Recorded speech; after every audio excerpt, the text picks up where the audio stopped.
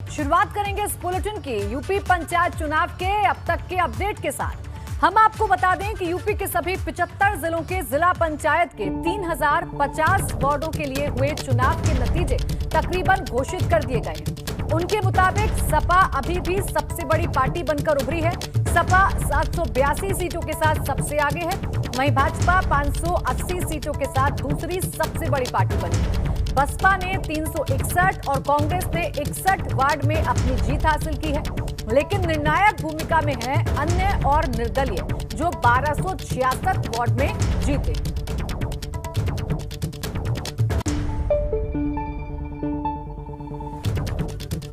ये ताजा आंकड़े भी सामने आ गए हैं। 580 सीटों पर भाजपा ने जीत दर्ज की है। वहीं अगर समाजवादी पार्टी की बात करें तो 782 सीटों पर समाजवादी पार्टी जीती है और सबसे बड़ी पार्टी बनकर उभरी है। बात अगर हम बसपा की कर लें तो 361, कांग्रेस 61 और अन्य जो कि निर्णायक भूमिका में रहेंगे 1266 सीटों पर जीते।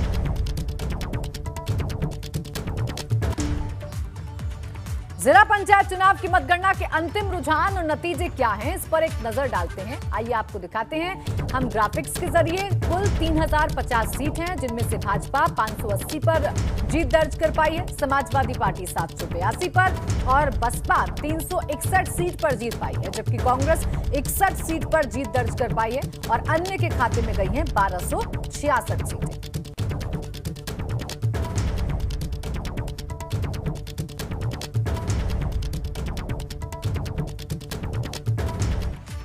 और चलिए अब आपको रीजन वाइज समझाते हैं कि आंकड़े क्या हैं और किस तरीके के नतीजे रहे हैं पंचायत चुनाव के। सबसे पहले बात कर लेंगे अवध की, जहां इस क्षेत्र में 21 जिले आते हैं और जिला पंचायत की 929 सीटें हैं। अब इन 929 सीटों में से बीजेपी ने 166 सीटें हासिल की हैं, समाजवादी पार्टी ने 286, बसपा ने 89, कांग्रेस ने 15 सीट और अन्य के खाते में यहां भी सबसे ज्यादा सीटें गई हैं। 373 सीटें अन्य के खाते में गई हैं।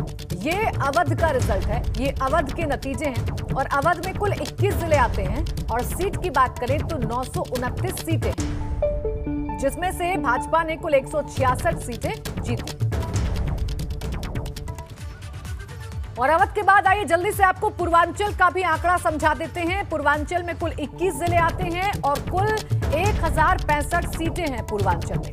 भाजपा की अगर बात करें तो भाजपा 165 सीटें 1065 में से जीत पाई है। समाजवादी पार्टी 253 सीटें जीती है, यानी सबसे बड़ी पार्टी पूर्वांचल में समाजवादी पार्टी बनी है। बसपा ने यहां 100 सीटों पर जीत दर्ज कराई है, जबकि कांग्रेस 27 सीटों पर जीती है और अन्य के खाते में यहां सबसे ज्यादा 520 सीटें गई हैं। और अब बात पश्चिमी उत्तर प्रदेश की भी कर लेंगे, जहां कुल 26 जिले हैं और कुल सीट यहां पर 908 है। भाजपा 211 सीटें जीती है 980 में से, माफ कीजिएगा 908 सीटों में से भाजपा 211 सीटें जीती है और तबकि सपा 210 सीटें, बसपा 142, कांग्रेस 17 और अन्य 328 सीटें जीते। ये पश्चिमी उत्तर प्रदेश, जहां पर 26 जिले आते हैं पश्चिमी उत्तर प्रदेश में और 908 सीट है, जिनमें भाजपा सबसे बड़ी पार्टी बनकर उभरी है।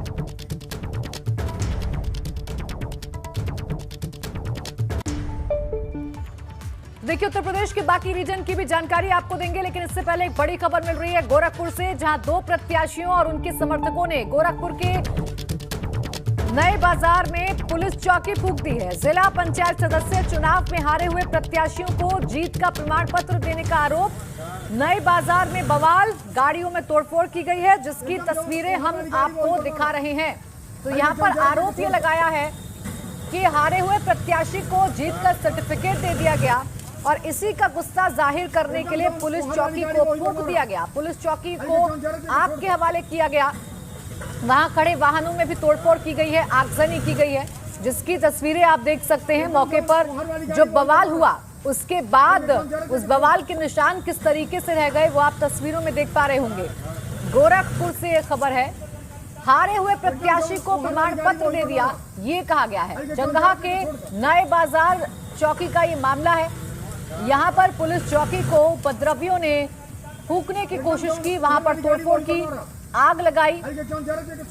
आरोप ये लगाया जा रहा है कि हारे हुए प्रत्याशी को जीत का प्रमाण पत्र दे दिया और इसी से क्षुब्ध होकर, इसी से नाराज होकर दूसरे पक्ष ने जमकर बवाल किया है। पुलिस चौकी तक में आग लगा दी गई है और पुलिस चौकी के बाहर खड़े हुए वाहनों में भी तोड़फोड़ की गई है। वहां पर भी आगजनी की गई है, जैसा कि आप तस्वीरों में देख पा रहे हैं। तो जंघा थाने के पास की ये घटना, हारे हुए प्रत्याशियों को जीत का प्रमाण पत्र देने का आरोप। नीरज श्रीवास्तव मेरे सहयोगी जुड़ गए हैं। नीरज, फिलहाल क्या ताजा अपडेट है और किस तरीके के हालात बने हुए हैं?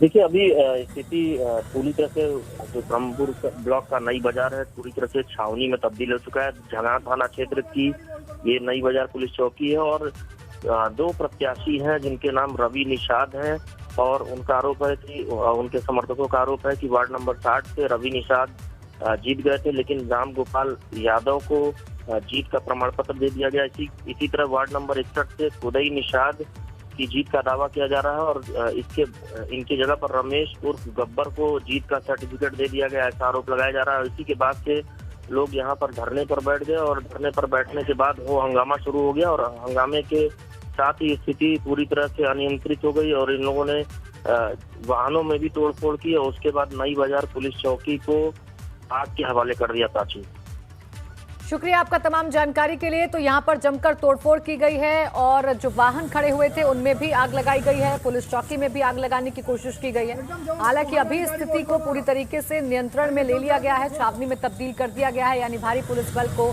तैनात किया गया है ताकि हालात फिर से ना बिगड़े। मामला ये था कि ये आरोप लगाया था कि हारे हुए प्रत्याशी को जीत का प्रमाण पत्र दे दिया गया, जिसके बाद दूसरे पक्ष ने जमकर उपद्रव किया है, जमकर बवाल किया है।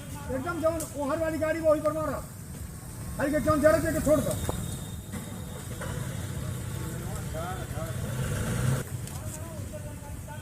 एकदम जो ओहर वाली गाड़ी वही पर मारा, हल्के क्यों जरा के। तस्वीरें आपको दिखा रहे हैं जंघा थाना के नई बाजार में ये पुलिस चौकी, जहां पर तोड़फोड़ की गई है। दो प्रत्याशियों और उनके समर्थकों पर इस बवाल का आरोप लग रहा है। दरअसल हारे हुए प्रत्याशी को जीत का प्रमाण पत्र दे दिया गया, ये आरोप दूसरे पक्ष ने लगाया है और इन दोनों प्रत्याशियों के समर्थकों का ये जो झगड़ा है ये बवाल में तब्दील हो चुका है, ये उपद्रव में तब्दील हो चुका है। और पुलिस चौकी पर पहुंचकर किस तरीके से बवाल, किस तरीके से हिंसा, उपद्रव की गई है वो आप तस्वीरों में देख सकते हैं। जहां पुलिस चौकी को फूंकने की कोशिश की गई है, पुलिस चौकी के बाहर खड़े वाहनों में तोड़फोड़ की गई है, उनमें भी आग लगाई गई है। तो प्रत्याशियों ने नई बाजार पुलिस चौकी पर जाकर जमकर बवाल किया है। दो प्रत्याशियों और उनके समर्थकों पर आरोप लग रहा है। हारे प्रत्याशियों को जीत का प्रमाण पत्र देने का आरोप लग रहा है। जंघा के नई बाजार पुलिस चौकी का ये पूरा मामला है, जिसकी तस्वीरें आप अपने टेलीविजन स्क्रीन पर देख रहे हैं। तो देखिए, पंचायत चुनाव के बाद हिंसा, बवाल, लड़ाई झगड़े की तस्वीरें अमूमन सामने आती हैं, लेकिन पुलिस चौकी में उपद्रव किया गया है, पुलिस चौकी के बाहर बवाल किया गया है।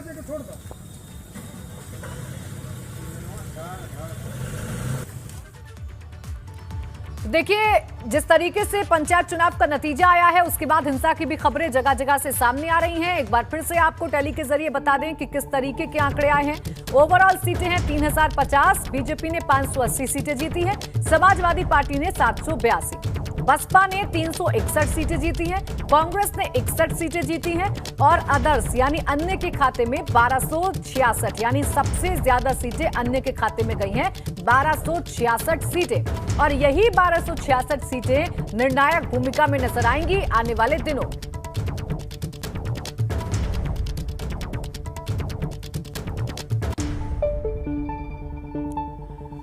और देखिए, इसी पर बात करेंगे। मेरे सहयोगी अलग अलग जगह से मेरे साथ जुड़ गए हैं, वही सहयोगी जो लगातार पल पल की अपडेट हमें ग्राउंड जीरो से दे रहे थे, बिना थके बिना रुके।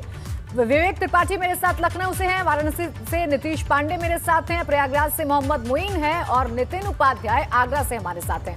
विवेक, आपके पास आना चाहूंगी। देखिए, अब तो लगभग जो पिक्चर है वो पूरी तरीके से क्लियर हो चुकी है कि भाजपा दूसरे नंबर की पार्टी है और समाजवादी पार्टी ने यहां पर लीड ली है। अब इसके बाद किस तरीके का माहौल प्रदेश में नजर आ रहा है, राजधानी में नजर आ रहा है, किस तरीके की हलचल है?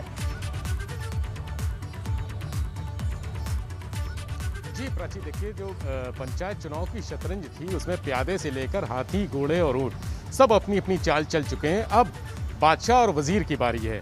अब ये तय करना है कि जो परिणाम आए हैं, जो रुझान आए थे और जो परिणाम में बदल गए हैं, उन परिणामों को कैसे आत्मसात किया जाए और उन परिणामों का कैसे ज़्यादा से ज़्यादा फ़ायदा उठाया जाए।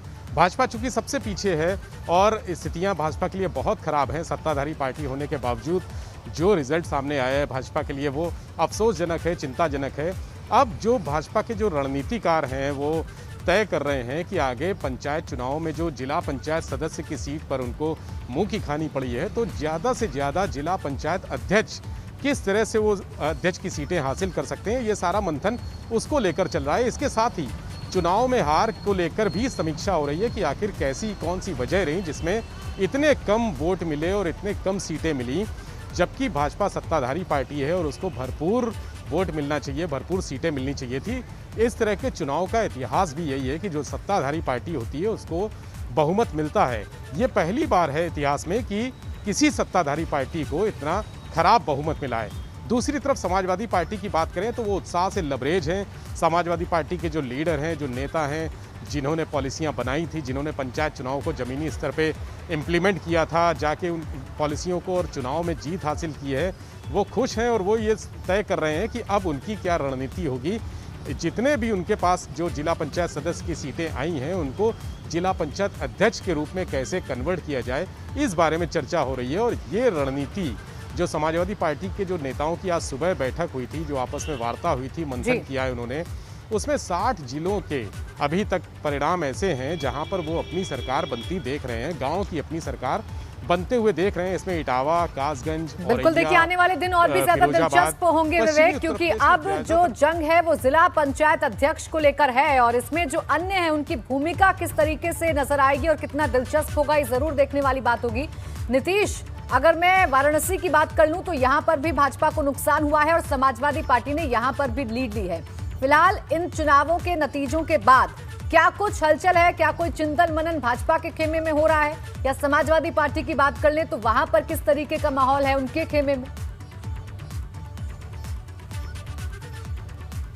प्राची, जिस तरह से वाराणसी सहित पूरे पूर्वांचल में जो जनाधार मिला है, जो नतीजे आए हैं, वो निश्चित तौर पे बीजेपी का जो खेमा है वो ये मंथन करने में जुटा हुआ है कि क्या आखिर चूक कहाँ हुई, कहाँ दिक्कत रही, कहाँ पर जनता ने नकारा, क्यों आखिर जनादेश नहीं आया इनके पक्ष में।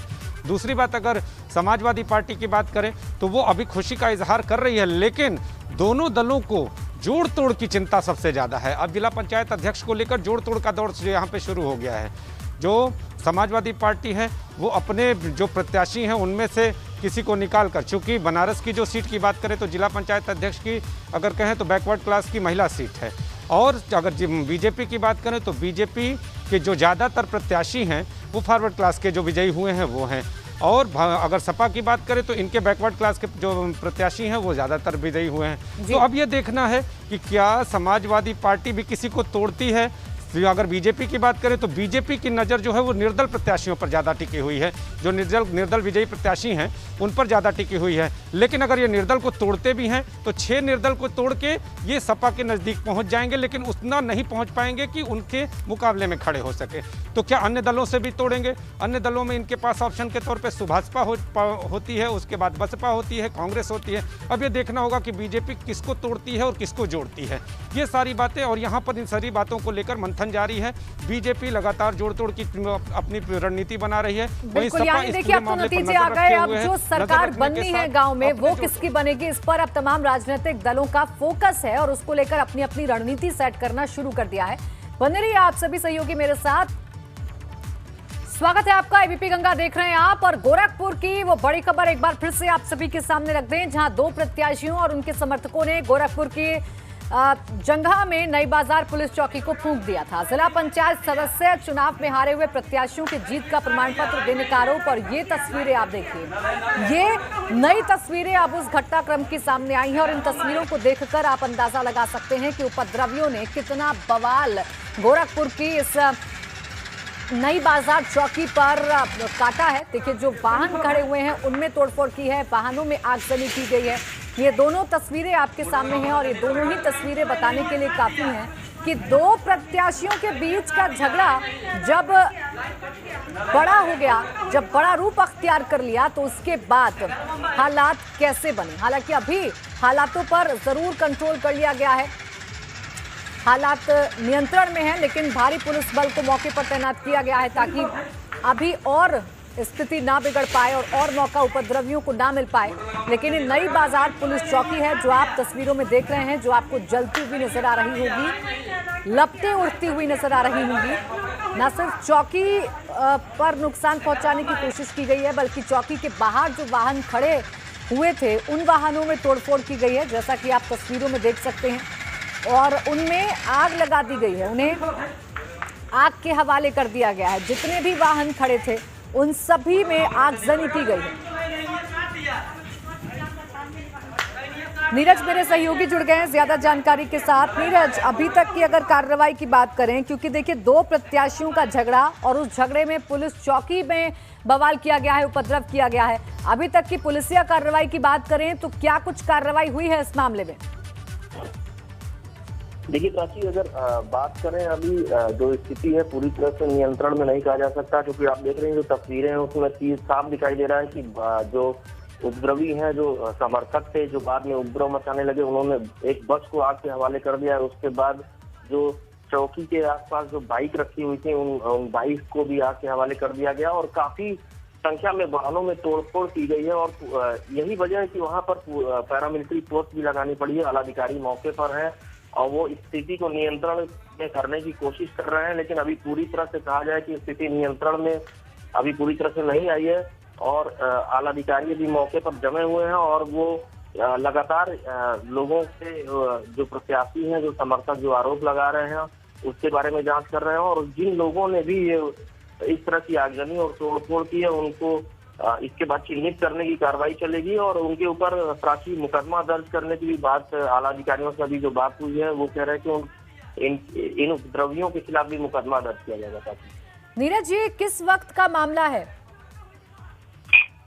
देखिए, अब अंधेरा होने के पहले ही धरना प्रदर्शन शुरू हो चुका था। लगभग 3 से 4 बजे के बाद से धरना प्रदर्शन चल रहा था और जो दो प्रत्याशी हैं, रवि निषाद और कोदई, इनका आरोप था कि उनके वार्ड नंबर 60 और 61 पर किसी दूसरे प्रत्याशी को राम गोपाल यादव और रमेश और गब्बर यादव को जीत का सर्टिफिकेट दे दिया गया। और आरोप है कि ये 3000 वोट से पहले ही जीत चुके थे और यही वजह है कि इसके बाद से ही धरना प्रदर्शन चल रहा था। और धरना प्रदर्शन के टाइम में समय में भी कुछ हंगामा हुआ और धीरे धीरे जैसे जैसे शाम ढलने लगी, मामला जो है पूरी तरह से नियंत्रण के बाहर चल गया और स्थिति इतनी बेकाबू हो गई कि आगजनी तोड़फोड़ तक पहुंच गई और नई बाजार पुलिस चौकी तक को जो उपद्रवी थे, जो प्रत्याशियों के समर्थक थे, उन्होंने नहीं छोड़ा और आग के हवाले कर दिया। इसके साथ जो वाहन है उन वाहनों को भी इन लोगों ने आग के हवाले कर दिया और बस फूंक दी, बाइक तक को आग लगा दी और कई वाहनों में तोड़फोड़ भी की है। पाची,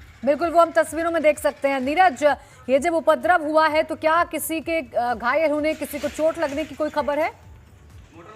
देखिए पाची, अभी किसी के घायल होने या तोड़फोड़ के बाद किसी के घायल होने की खबर नहीं आ रही है, लेकिन ये है कि जिस तरह से उपद्रव किया गया है पूरे बाजार में, नई बाजार में अफरा तफरी का माहौल हो गया और सब लोग इधर उधर भागने भी लगे और पूरी तरह से स्थिति हंगामे में तब्दील हो गई। और जहां भी जिसको जो भी उपद्रवी था, जिसको जो भी वाहन मिला उसमें तोड़फोड़ करने लगा। इससे जो आसपास के लोग थे वो भी काफी सहम गए हैं और घबरा गए हैं और आलाधिकारियों के पहुंचने तक लगभग तोड़फोड़ और आगजनी कर पुलिस चौकी को और बसों और बाइक को आग के हवाले उपद्रवी कर चुके थे। और यही वजह है कि अभी आलाधिकारी वहां पर जी, अब कार्रवाई जो है वो की जा रही है, स्थिति को काबू में करने की कोशिश हो रही है। नीरज, आप नजर बनाए रखेगा, अपडेट हम आपसे लेते रहेंगे। फिलहाल शुक्रिया आपका तमाम जानकारी के लिए। और अब तक का आंकड़ा क्या है, एक बार फिर से आप सभी को बता देते हैं।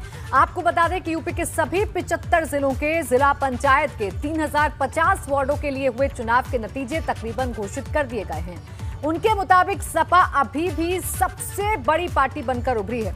सपा 782 सीटों के साथ सबसे आगे है, वहीं भाजपा 580 सीटों पर जीत दर्ज कर पाई है। बसपा की बात करें तो 361 सीटों पर जीत पाई है और कांग्रेस 61 वार्ड पर जीत पाई है। 1266 वार्ड में जीते हैं निर्दलीय और अन्य।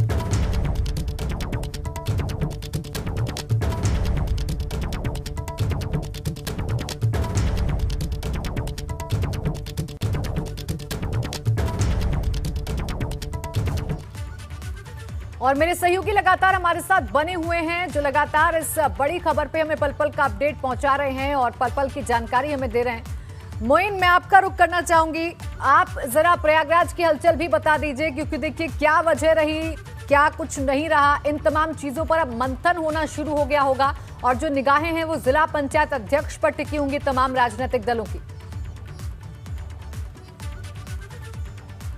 देखिए, जब से पंचायत चुनाव की काउंटिंग शुरू हुई उसके बाद से ही जो भारतीय जनता पार्टी के बड़बोले नेता हैं उनकी जबान पर ब्रेक लग गया है।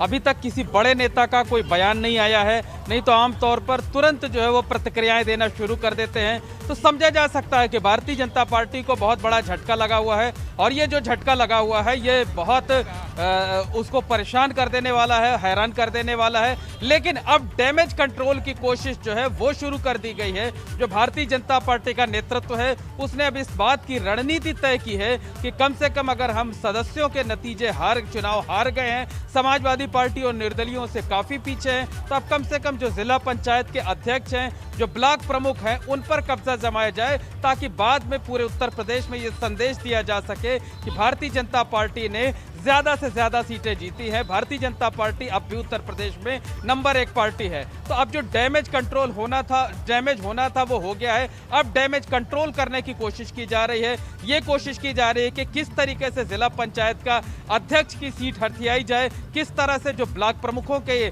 पद हैं उन पर भारतीय जनता पार्टी के जो अधिकृत उम्मीदवार हैं उनका कब्जा हो सके, क्योंकि ये जनता द्वारा सीधे नहीं चुने जाएंगे, बल्कि जो सदस्य चुने गए हैं, जो बीडीसी चुन करके आए हुए हैं, वो ब्लॉक प्रमुख और जिला पंचायत के अध्यक्षों का चयन करेंगे। तो अब भारतीय जनता पार्टी बैकफुट पर है, डैमेज कंट्रोल के उस पे आ गई है और साफ तौर पर कहा जा सकता है कि मंथन और चिंतन करना भी शुरू कर दिया है, क्योंकि अगर ऐसा नहीं करते तो उनके लिए आने वाले दिनों में मुसीबत खड़ी होती। और 2022 के विधानसभा चुनावों के लिए भारतीय जनता पार्टी की अगर हम बात करें तो उसके लिए शुभ संकेत नहीं है। पार्टी के नेता जो हैं, पार्टी के जो नेतृत्व है, वो इस बात को बेहद गंभीरता से ले रहा है और यही वजह है कि चुप्पी साधी गई है, कोई बयानबाजी नहीं की जा रही है और जिस तरीके से डैमेज कंट्रोल किया जा सकता है उसकी कवायद अभी से शुरू कर दी गई है। जो पार्टी के सांसद हैं, विधायक हैं, जो और बड़े नेता हैं जिनका जिला पंचायत या ब्लॉक प्रमुखों की राजनीति में दखल रहता है, उनको इस काम की बागडोर सौंपी गई है कि कैसे दूसरे दलों के जो सदस्य हैं उनको अपने पाले में लाया जाए,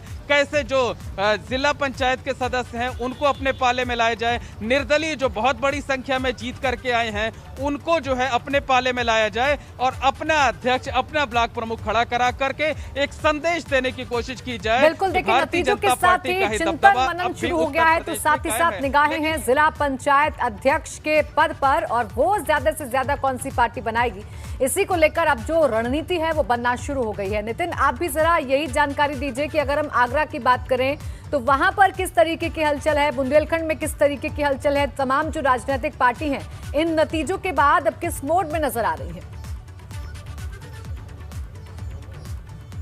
देखिए, बिल्कुल, देखिए जो नतीजे रहे वो सामने आ चुके हैं, लेकिन अब दौर शुरू हो गया है जोड़ और तोड़ का। जिला पंचायत का चुनाव काफ़ी ज़्यादा कहा जाए, में आके इलेक्शन रिफॉर्म्स की ज़रूरत है। यहाँ जो व्यक्ति धनबल से मजबूत है, बाहुबल से मजबूत है, वो अपने आप को जिला पंचायत अध्यक्ष बनने के लिए वो आगे आएगा। देखिए, Bharatiya Janata party single largest party ज़रूर है, लेकिन फिगर उनके पास मेजॉरिटी वाले नहीं है। 51 में 19 सीटें उनकी आई हैं। ऐसे में ये जो जिला पंचायत अध्यक्ष का जो पद है वो सामान्य महिला पद के लिए रिजर्व है। तो ऐसे में जो वार्ड 31 से बबीता चौहान हैं, जो आगरा में समाज सेवी जितेंद्र चौहान की वाइफ हैं और क्षेत्रीय महिला मोर्चा की वो अध्यक्ष रही हैं इस समय जो ब्रज क्षेत्र में, एक बहुत बड़ी स्वाभाविक एक मजबूत उम्मीदवार हैं। इसके साथ ही श्याम भदौरिया जिला अध्यक्ष रहे हैं, उनकी पत्नी जो हैं पूजा भदौरिया।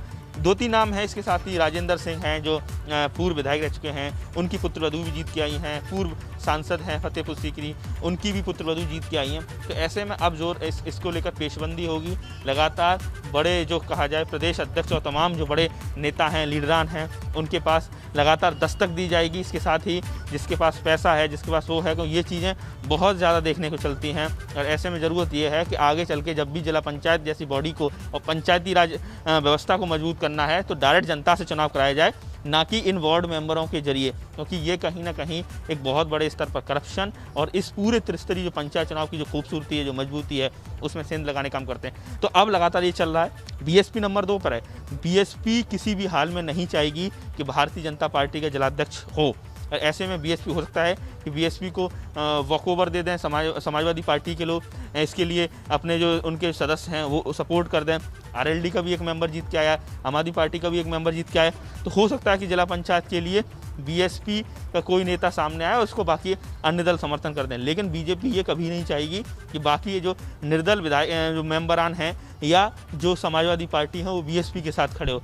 तो अब इस चीज़ को लेकर लगातार, लेकिन कई सारी ऐसे ज़िले हैं जहाँ बड़ी संख्या में समाजवादी पार्टी या बीएसपी इनके लोगों ने जीत दर्ज की है, जैसे मैनपुरी है, जैसे कासगंज है, एटा है, फिरोजाबाद है। तो यहाँ एक बड़ा गैप है 2 दलों के मेंबरों के बीच में। तो अब वहाँ ज़्यादा आसान होगा जिला पंचायत अध्यक्ष चुनना। लेकिन आगरा में बीजेपी 19 और 17 पर बीएसपी है। तो ऐसे में जो गैप है वो बिल्कुल बराबर है। और ऐसे में अब देखना ये है कि कौन सा दल का जो प्रत्याशी है वो अपने साथ पाले में बाकी लोगों को जोड़कर एक मेजॉरिटी कायम कर पाता है। देखिए बिल्कुल नितिन, ये देखने वाली बात होगी कि कौन अपनी रणनीति में सफल हो पाता है और कौन अपना वर्चस्व कायम कर पाता है। विवेक, लखनऊ की अगर बात करें तो देखिए, हमने सुनवाया अपने दर्शकों को कि स्वतंत्र देव सिंह, जिनके ऊपर पूरी जिम्मेदारी थी, जिनके नेतृत्व में ये चुनाव लड़ा गया, वो कुछ भी नहीं बोल रहे हैं, कुछ भी नहीं कह पा रहे हैं वो इन नतीजों पर। तो क्या अभी तक जो बड़े नेता हैं भाजपा के, उनकी तरफ से किसी प्रकार की कोई प्रतिक्रिया सामने आई है?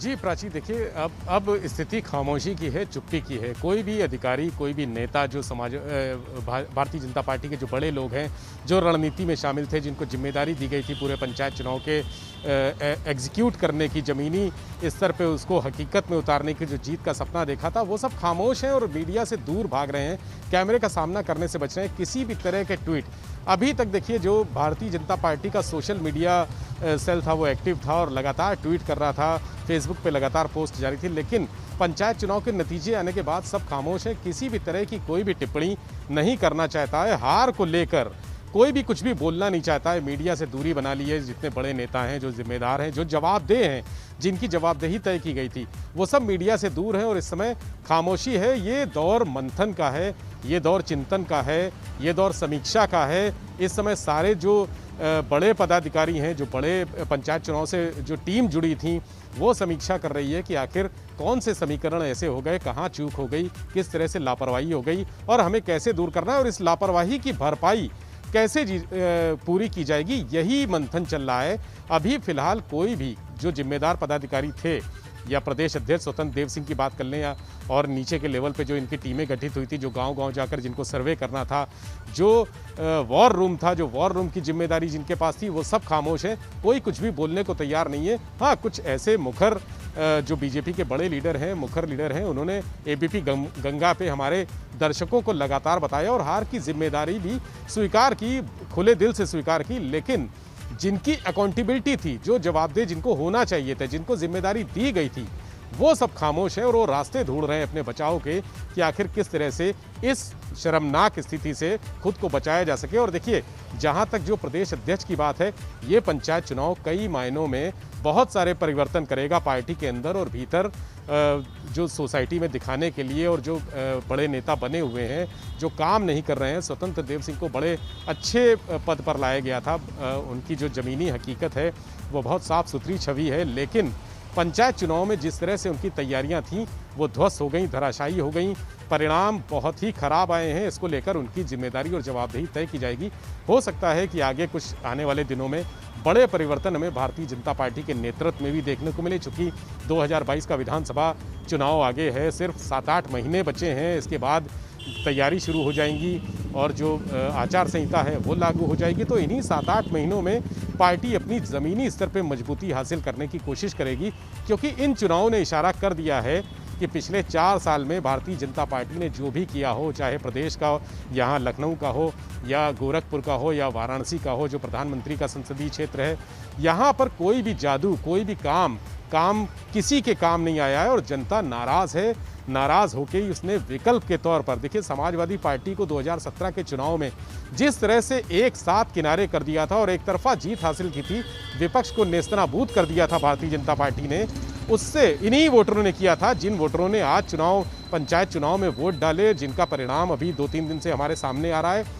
यही वोटर थे जिन्होंने समाजवादी पार्टी को किनारे किया था और यही वोटर दोबारा समाजवादी पार्टी को वोट दे रहे हैं। इसका मतलब ये है कि जनता भारतीय जनता पार्टी से नाराज है और वो विकल्प के तौर पर समाजवादी पार्टी को देख रही है। तो ये बड़ा चिंतन का विषय है भारतीय जनता पार्टी के लिए, जिसकी लगातार केंद्र में सत्ता रही है। बिल्कुल, देखिए, और भाजपा कोई रिस्क लेना नहीं चाहेगी 2022 के लिहाज से। इसलिए विवेक, अब क्या परिवर्तन होता है, क्या बड़े फैसले लिए जाते हैं, जरूर देखने वाली बात होगी। नीतीश, आपसे मैं समझूं तो क्या आपको वजह समझ में आती है? क्या आपको कमी नजर आती है? ऐसी कहां पर चूक हो गई, कौन से लेवल पर चूक हो गई कि जो काम सरकार ने किए हैं, जो योजनाएं लेकर आई है, वो बता नहीं पाई, वो पहुंचा नहीं पाई जनता तक, या फिर अपने ही जो कार्यकर्ता थे उनकी जो नाराजगी थी वो भारी पड़ गई? प्राची, अगर बात करें तो जो मेरी समझ है, जो मैंने देखा और जो मेरी जहां तक अनुमान है, मेरा अनुमान है, वो मैं बताना चाहूँगा कि इसमें कई बातें सामने आई हैं। एक तो जो इनकी दलगत, अपनी कहें दलगत, कहीं ना कहीं जो फूट दिखाई दी है। एक नेता चुनाव लड़ता है, एक नेता को अगर यहाँ पर कहे तो टिकट मिलता है और दूसरा उसको हराने की जुगत में वहाँ लग जाता है, तो ये भी देखने में आया। दूसरी बात, जो जमीनी स्तर के नेता थे, जो प्रभावशाली नेता थे, वो घर में ही रह गए, वो प्रचार करने निकले ही नहीं। पूरे पंचायत चुनाव के दौरान कुछ लोगों को, कुछ कार्यकर्ताओं को छोड़ दें तो कोई भी नेता पंचायत चुनाव में प्रचार करने नहीं निकला, जबकि डोर टू डोर जाने का एक अभियान चलाने की बात थी कि डोर टू डोर जाएंगे और जनता को जगाएंगे, आत्मविश्वास दिलाएंगे और उनको अपने पक्ष की बात बताएंगे, लेकिन कुछ ऐसा दिखा नहीं। तीसरी बात अगर कह दें तो सरकार ने यहाँ पर गांवों में सुविधाओं को देने में कोई कमी कसर नहीं की है, लेकिन सरकार की योजनाओं का मैसेज जनता तक पहुँचाने में, ग्रामीण जनता की बात कर रहा हूँ, उस जनता तक पहुँचाने में जो यहाँ का स्थानीय तंत्र है बीजेपी का, वो नाकाम रहा है। अब इसका फायदा कैसे सपा को मिला? सपा का फायदा, ये अगर तीनों बातें होती हैं तो आदमी चुनता किसको है? जो ग्रामीण जनता है वो बसपा को भी चुन सकती थी, वो ग्रामीण जनता सुभाषपा को चुन सकती थी और कांग्रेस को भी चुन सकती थी, लेकिन उसने सपा को चुना। सपा को चुनने की वजह ये थी कि समाजवादी पार्टी के जो कार्यकर्ता हैं वो लगातार जनता के बीच गए और जाने के साथ सबसे बड़ी बात जो है, पंचायत चुनावों का गणित, पुराना गणित समाजवादी पार्टी जानती है और वो गणित इस चुनाव में सेट किया गया और वही गणित जो है इस नतीजे को लेकर आया है। और अगर बात करें बसपा की, बात करें तो बहुजन समाज पार्टी जो दलित वोट है, ग्रामीण दलित वोट, उसको अपना कहती थी, लेकिन जो ग्रामीण दलित वोट है वो बसपा के साथ नहीं गया, बल्कि उसने भी समाजवादी पार्टी को चुन लिया। ये भी सोचने वाली बात है। तो ये सारी जो वजहें बनी, कहीं ना कहीं बीजेपी को 2 नंबर पर ला दिया और समाजवादी पार्टी को 1 नंबर पर ला दिया। यानी बहुत सारे ऐसे फैक्टर रहे जिन्होंने मिलकर काम किया और समाजवादी पार्टी बड़ी पार्टी बन गई और नुकसान हो गया भाजपा को। बहुत बहुत शुक्रिया आप सभी का हमारे साथ जुड़ने के लिए और तमाम जानकारी देने के लिए, तमाम अपडेट्स देने के लिए। स्वागत है आपका। आप देख रहे हैं सुनो यूपी। बात बुलंदशहर की, जहां सियाना हिंसा के मुख्य आरोपी और बजरंग दल के पूर्व जिला संयोजक योगेश राज ने वार्ड 5 से जिला पंचायत सदस्य के चुनाव में जीत दर्ज कराई है। जमानत पर जेल से बाहर योगेश राज वार्ड 5 से निर्दलीय रूप से चुनावी मैदान में था। आपको बता दें कि 3 दिसंबर 2018 को बुलंदशहर के सियाना में गौकशी के विरोध में जबरदस्त हिंसा हुई थी। हिंसा में सियाना कोतवाली के प्रभारी पुलिस इंस्पेक्टर सुबोध सिंह की न सिर्फ गोली मारकर हत्या कर दी गई थी, बल्कि हिंसा में शामिल एक स्थानीय युवक सुमित की भी गोली लगने से मौत हो गई थी। हिंसा में बलवाइयों ने चिंगरावटी पुलिस चौकी और वहां खड़े दर्जनों वाहनों को फूंक दिया था। इस मामले में 28 नामजद और 50-60 अज्ञात बलवाइयों के खिलाफ एफआईआर दर्ज कराई गई और हिंसा के मुख्य आरोपी योगेश राज को पुलिस ने जेल भेज दिया है। फिलहाल योगेश राज जेल से जमानत पर बाहर चल रहा है। कौशाम्बी में जिला पंचायत की वार्ड नंबर 8 के सदस्य पद की विजेता सुनीता निषाद के पति रणविजय निषाद ने जुलूस निकाला। जुलूस निकालकर सुनीता और रणविजय निषाद ने कोरोना नियमों का उल्लंघन किया, जबकि सरकार ने कहा था कि पंचायत चुनाव के नतीजों के बाद अगर किसी ने जुलूस निकाला तो कड़ी कार्रवाई होगी। हालांकि कौशाम्बी में जुलूस निकालने वालों के खिलाफ अब तक कोई कार्रवाई नहीं हुई है। ये मामला कड़ा धाम कोतवाली के 12 हवेली खालसा गाँव का है।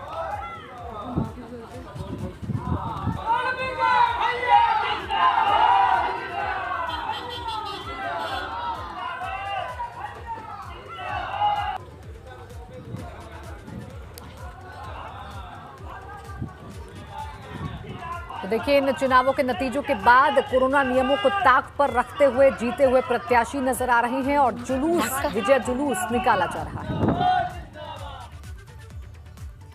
और भदोही जिले में एक वीडियो वायरल हो रहा है जिसमें एक प्रत्याशी ने जिला पंचायत सदस्य की जीत हासिल कर डीजे पर पूरे गांव में विजय जुलूस निकाला और कोविड नियमों का उल्लंघन किया। इस जुलूस में सैकड़ों की संख्या में लोग शामिल थे, जिनमें से ज्यादातर ने ना तो चेहरे पर मास्क लगाया और ना ही सोशल डिस्टेंसिंग का पालन किया। ये मामला औराई थाना क्षेत्र के वार्ड नंबर 24 का है, जहां भाजपा के जीते प्रत्याशी अमित सिंह उर्फ प्रिंस ने जमकर कोरोना प्रोटोकॉल की धज्जियां उड़ाई। इधर बिजनौर में भी पंचायत चुनाव में जीत के बाद प्रत्याशियों ने विजय जुलूस निकाला। इस दौरान सोशल डिस्टेंसिंग की जमकर धज्जियां उड़ाई गई। सैकड़ों की तादाद में लोग ढोल नगाड़ों पर थिरके। पूरा मामला थाना कोतवाली शहर बिजनौर के तरीकमपुर गांव का।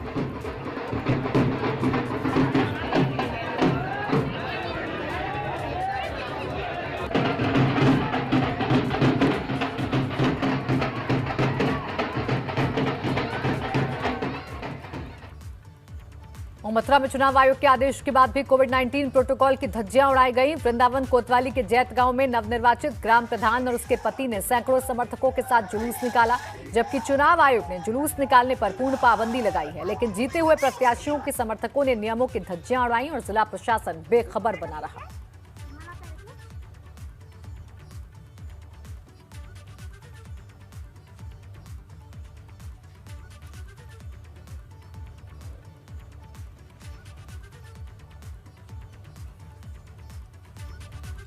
देवरिया के जिला पंचायत वार्ड 51 से जीते निर्दलीय प्रत्याशी अजीत कुमार सिंह बंगाल में हो रही राजनीतिक हिंसा के विरोध और बीजेपी के पक्ष में घर पर रहते हुए कोविड प्रोटोकॉल के तहत धरना प्रदर्शन करते हुए दिखाई दिए। टीएमसी के गुंडों, बंगाल में राष्ट्रपति शासन, बंगाल में राष्ट्रपति शासन, बंगाल में राष्ट्रपति शासन, टीएमसी के गुंडों, टीएमसी के गुंडों।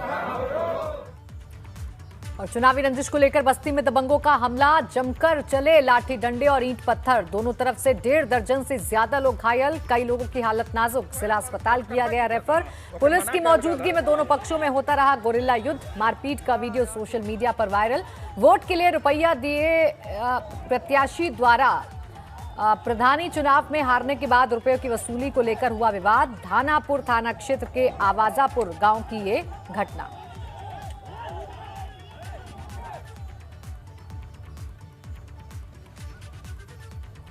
कोरोना संक्रमण कानपुर में स्वास्थ्य विभाग की तैयारियों की पोल खोल रहा है। सीमित संसाधनों के बीच अधिकारियों की लापरवाही संक्रमितों पर भारी पड़ रही है। कोरोना काल में हैलेट अस्पताल में कोविड मरीजों के लिए आरक्षित 34 वेंटिलेटर कई दिनों से खराब है। ऐसे में मरीजों की जान बचाना बेहद मुश्किल हो गया है। आलम यह है कि शासन को अवगत कराने के बाद भी इन वेंटिलेटर को ठीक नहीं किया जा सका। आपको बता दें कि कानपुर में लगातार बढ़ रहे कोरोना संक्रमण के मामलों को देखते हुए इलाज मुहैया नहीं हो पा रहा है।